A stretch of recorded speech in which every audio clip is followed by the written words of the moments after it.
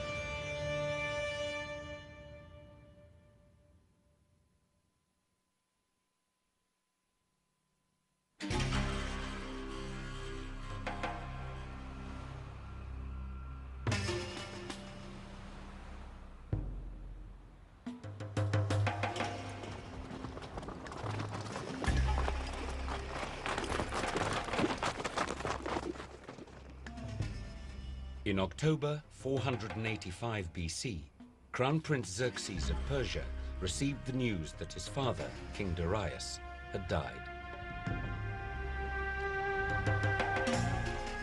According to Persian tradition, the king was chosen by God. Since no mere human could crown him, Prince Xerxes placed the crown on his own head and became king of the world's most powerful empire.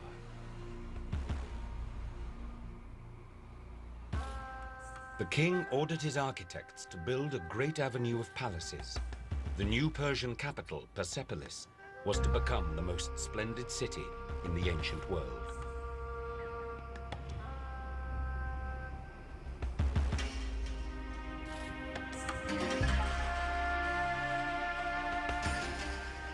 From all over the empire, many thousands of his subjects came with gifts to honor Xerxes. Camels from Egypt, caskets of gold from Asia Minor, bracelets from Africa, but nothing from the Athenians. Xerxes had not forgotten Persia's failure to conquer Greece, when his father's fleet had been destroyed by storms and his army defeated at the Battle of Marathon. He was determined Athens should pay for this humiliation. Resistance to Persian rule was not something he would tolerate.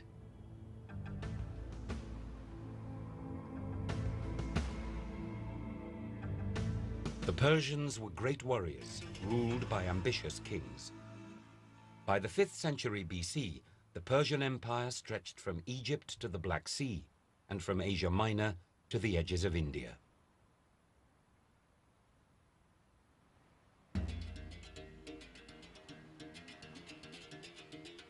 Although the Persians had a strong army, they were nomadic conquerors who expanded their empire through political power rather than force.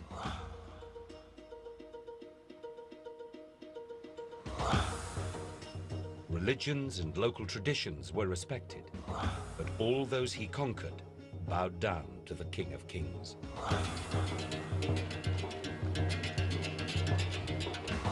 Even before he was king, Xerxes had put down rebellions in parts of the empire, but he had no great victories to his name.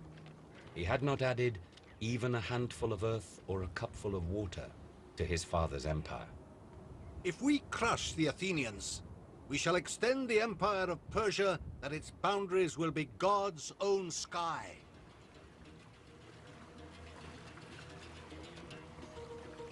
Xerxes' obsession with avenging his father's defeat could only be satisfied when Athens had been destroyed.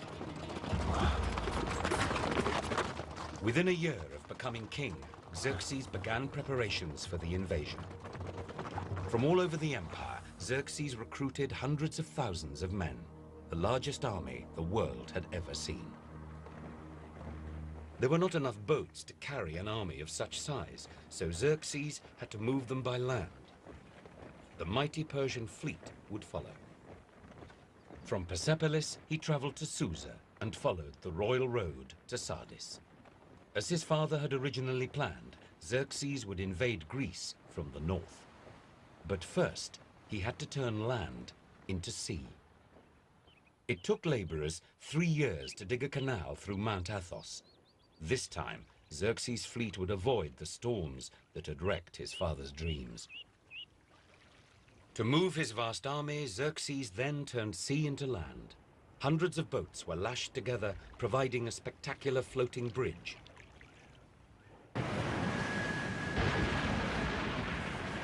Violent summer storms pounded the bridge, and eventually it was smashed to pieces.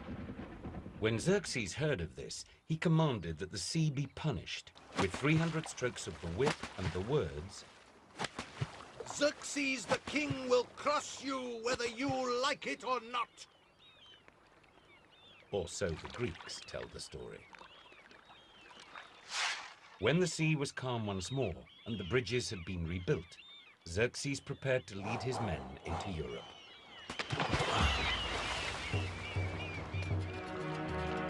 Persians, I have brought you together because I wish you to act bravely. If we conquer these Greeks, no one in all the world will try to withstand our arms.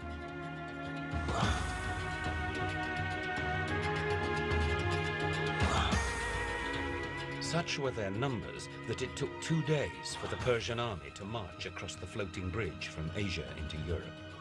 Then they turned towards Athens, with the Persian fleet never far away.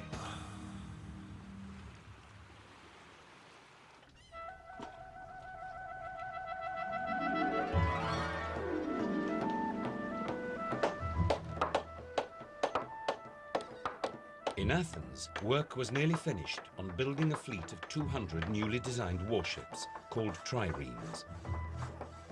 Built from oak, these new ships were light, fast, and easy to maneuver.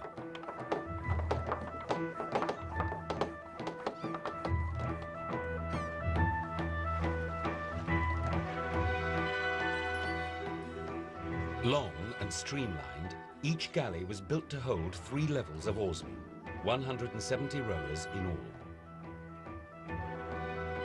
The trireme would be the secret weapon of Athenian power at sea. It was Themistocles, a young, ambitious politician, who had persuaded the Athenians to spend the money on building the ships. Themistocles knew of Xerxes' campaign to destroy Athens. His strategy was to convert Athenian power from the spear and the shield to the rowing bench and the oar.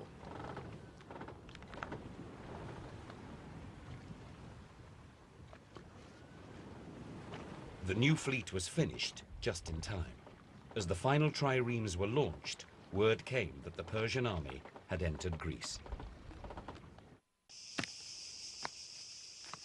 On hearing news of the invasion, the Athenians sent an ambassador to the oracle at Delphi to ask advice about the Persian enemy.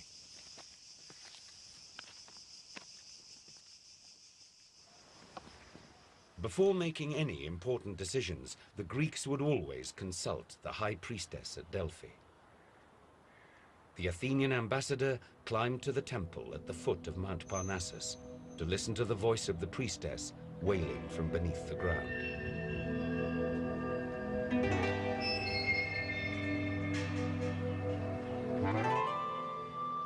This was the message the gods sent to the people of Athens.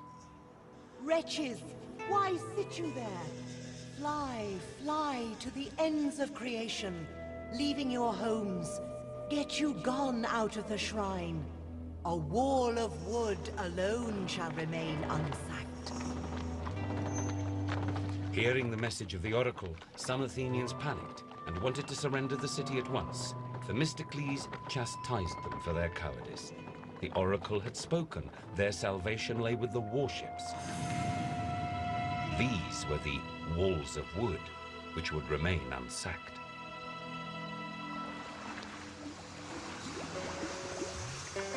The Persians sent envoys to the Greeks, demanding earth and water, tokens of submission. The northern Greek cities surrendered to the Persians. Athens, given one last chance to surrender, refused. Xerxes and his troops advanced on the city. As they marched through Greece, more and more of the country fell before them. The women and children of Athens fled to the nearby island of Salamis. The city was paralyzed by rumor and fear.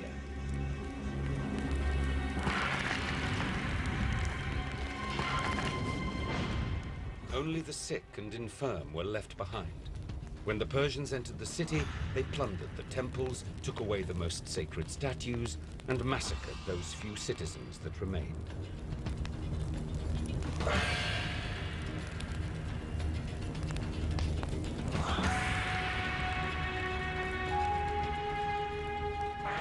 Xerxes watched as the city burnt to the ground.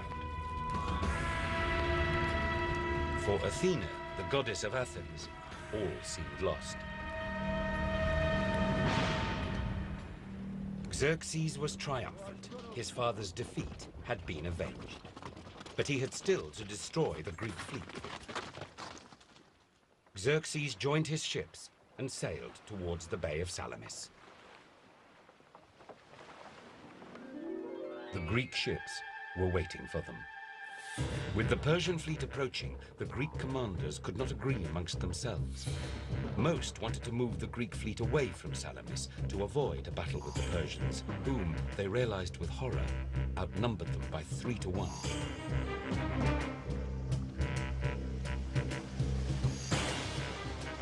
But Themistocles was determined to stay and fight. If we fight in a narrow sea with few ships against many, we shall gain a great victory. For to fight in a narrow space is favorable to us, in an open sea to them.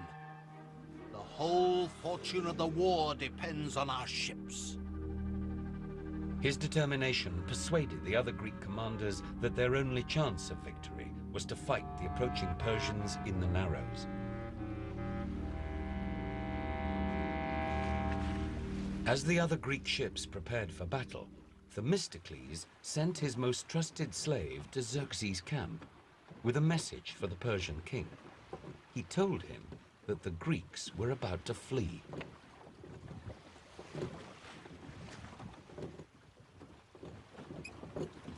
When the slave returned, he reported that Xerxes had fallen for the trick and had ordered his captains to spend the night blocking all the escape routes.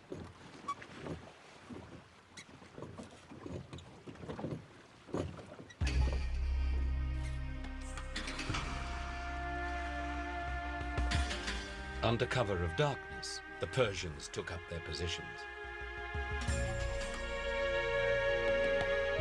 While the Greeks slept soundly, the Persian crews spent the whole night at their oars.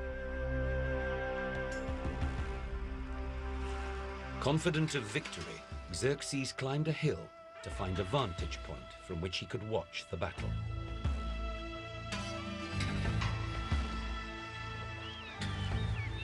By morning, the Persian ships were in place.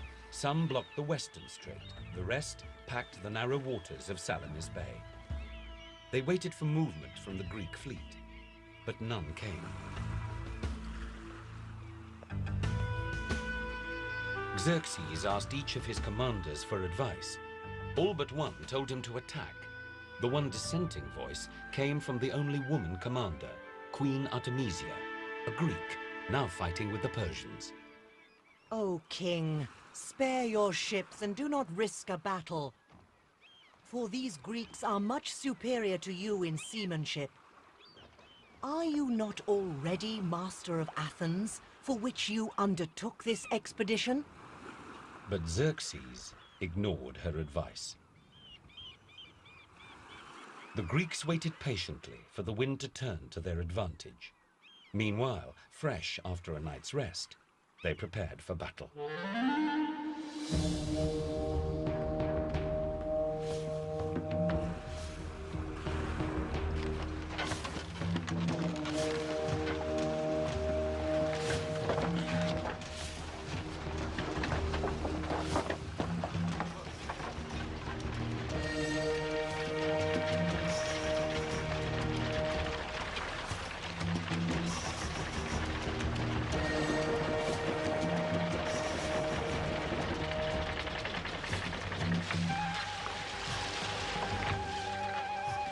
wind was now blowing south, pushing the Persian boats ever closer to Themistocles. The Greek ships started to move.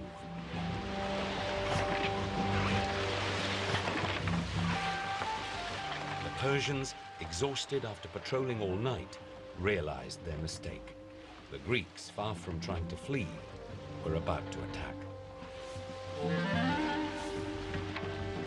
The young men of Greece were fighting for the very existence of their country.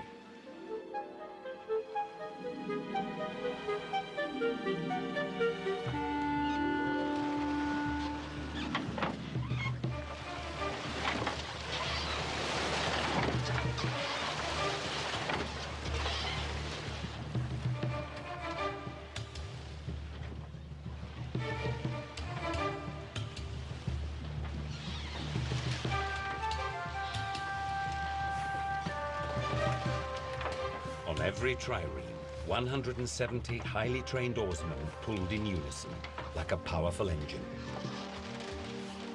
To frighten the enemy, the beaks of the boats were painted like faces. On the shores, Athenian spectators cheered. But at first, it seemed as though the Persians had the advantage.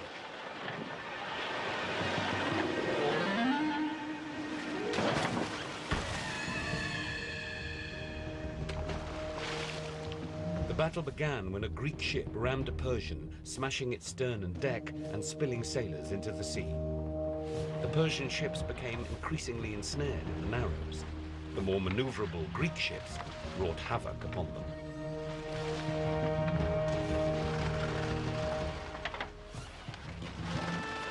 In the midst of the battle, Queen Artemisia's ship seemed doomed. She was closely pursued by an Athenian trireme. Surrounded on all sides, she panicked. She bore down on another Persian ship. Seeing no alternative, she rammed and sank it.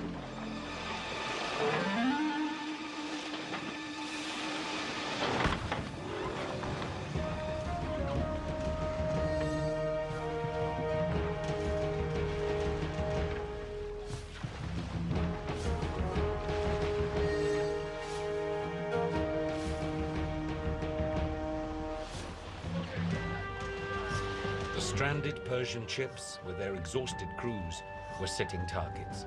It was just as Themistocles had planned.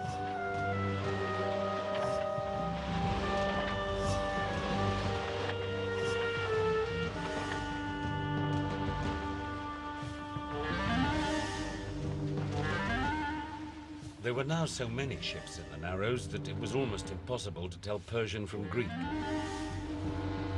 The Persian king watched, while his fleet was ensnared like fish in a net. Hearing that Artemisia's ship was the first Persian to ram another that day, Xerxes exclaimed, My men have become women, and my women men.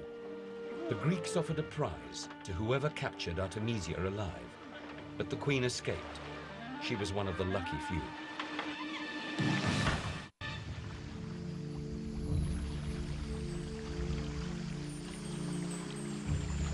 By the end of the day, over 200 Persian ships were sunk.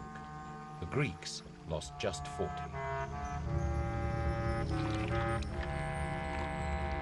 Many men were lost on both sides, among them Xerxes' brother. Xerxes returned to Asia, leaving his army to carry on the fight.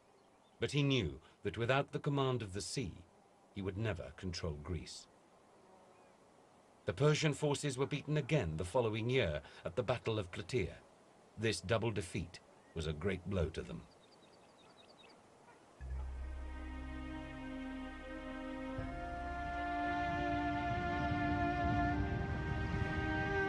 Xerxes finally reached Persia, followed by the remnants of his army.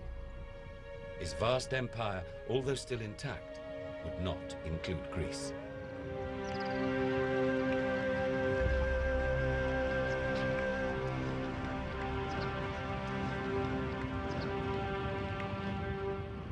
While Xerxes was still king of kings, Themistocles was not so lucky. Athens did not reward him for the victory at Salamis. In a city based on the principles of democracy, his arrogance had made him powerful enemies.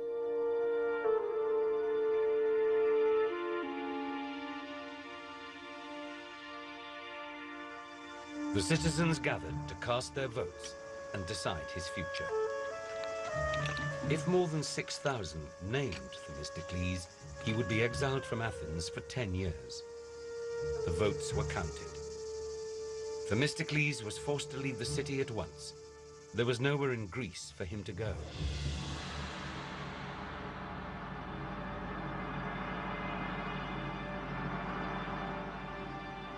In desperation, he traveled to Persia and, ironically, turned for help to his old enemy, Xerxes. Some say that Themistocles met King Xerxes himself. More likely, it was the king's son, Artaxerxes, who received him. I am the Athenian who has done you the most harm and the most good.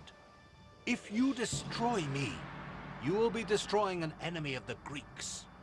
These words served him well, and he would spend his remaining days at the Persian court. The Greek victory at the Battle of Salamis in 480 BC was a great turning point for Greece and for Western civilization. The birth of the classical age was also the beginning of written history. Salamis was the first battle to be accurately recorded by a historian. Recognized as the father of history, Herodotus centered his work on the Persian invasion of Greece and the Battle of Salamis. I, Herodotus of Halicarnassus, publish this research to preserve the memories of the great and wonderful actions of the Greeks and the barbarians. After their victory at Salamis, the Athenians felt a new self-confidence. But the greatest achievements of classical Greece were yet to come. Without the turning point of Salamis, there would have been no Athenian League, no Athenian Empire, no center of the arts, no Parthenon, no Golden Age. High culture flourished in 5th and 4th century Athens. Aristotle and Plato produced their greatest works. This was the age of Greek theater, of Greek philosophy, of classical architecture and sculpture, the very foundations of our modern culture.